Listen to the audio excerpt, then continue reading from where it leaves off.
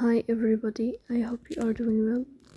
Today we will talk about how to fix or how to solve the problem of backup on Suno app. Here we go to settings. Here we go to apps, default apps, app settings. On above here you will go to this window of Suno app and you will click in this page. Then we click on first stop and we click OK.